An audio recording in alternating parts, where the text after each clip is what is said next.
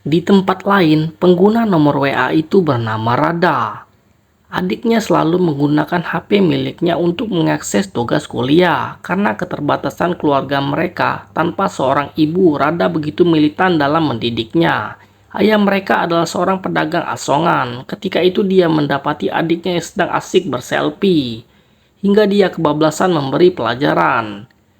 Dan ketidakterimaan inilah menyebabkan adiknya yang masih labil itu ingin membalas dendam kepada Rada dengan menghubungi satu nomor tak dikenal menggunakan HP milik Rada. Sebagai anak pertama, Rada menggantikan ibunya. Dia mengurusi keluarga serta membantu ayahnya mencari nafkah. Dan tak ada waktu luang untuk memikirkan soal asmara. Sehingga HP itu hanya dia gunakan untuk keperluan keperjaannya, di mana Rada adalah seorang pembantu di rumah Perdana Menteri.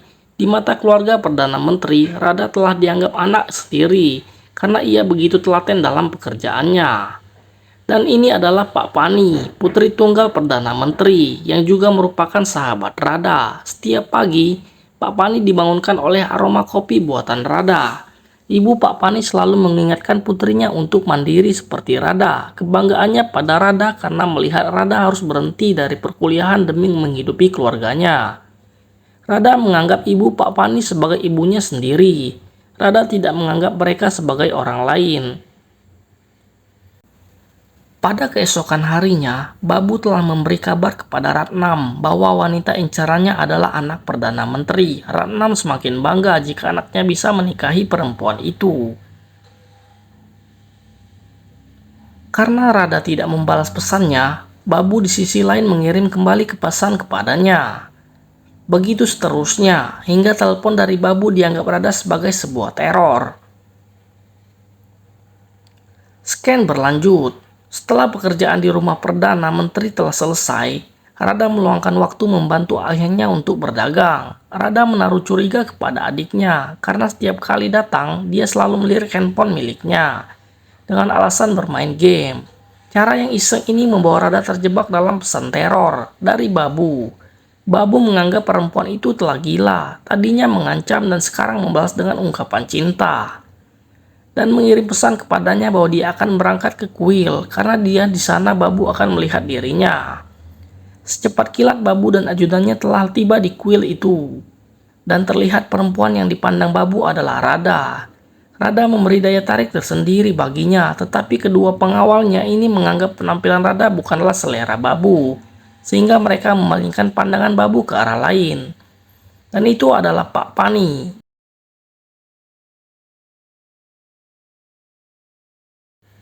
Pada malam harinya, Babu gelisah kemudian menghubungi nomor itu lagi, tetapi ditolak oleh Rada. Babu banyak mengadopsi saran dari kedua pengawalnya ini, sehingga Babu mengirim pesan puitis untuk mengutarakan perasaannya. Rada kemudian menelepon Babu, pesan genting untuk melamar dirinya. Rada tidak bisa diam. Dalam telepon itu, Rada menggambarkan dirinya secara jujur bahwa dia adalah perempuan miskin dan merupakan pembantu di rumah Perdana Menteri. Babu sontak begitu jijik mendengar ungkapan itu, tetapi dia tidak yakin. Menurutnya ini adalah trik anak seorang Perdana Menteri untuk mendapatkan lelaki sederhana. Sehingga dia pun mengatakan ketidakpeduliannya pada status perempuan itu. Dia pun berpura-pura bahwa dia selalu melihatnya di tempat penjualan ayahnya. Dengan berdagang es krim, semua skenario yang dikarang Babu membuat dia terjebak mengejar wanita idamannya. Gerobak es krim telah disediakan di depan rumah Perdana Menteri. Ketika dia mendekat di hadapan Rada, Rada mulai berpikir, apakah pria ini yang dia maksud? Rada kemudian mengkonfirmasi kecurigaannya dan benar itu adalah lelaki yang telah menerornya selama ini. Rada pun menolak karena baginya pria ini begitu mengganggu aktivitasnya. Tapi saat pengawal di rumah tersebut akan mengusir mereka, tiba-tiba ayah Rada mengalami kecelakaan. Babu kemudian segera mengantarnya ke rumah sakit. Beruntung dia mendapat penanganan dengan cepat, sehingga nyawa ayahnya bisa selamat. Pak Pani mendatangi Babu dan mengungkapkan rasa terima kasih karena telah menyelamatkan ayah sahabatnya. Babu menjelaskan kronologis kejadian itu, bahwa dia mengurus administrasi dengan menjual nama jabatan Perdana Menteri. sehingga Pak Pani tak menyangka jika Babu telah mengetahui.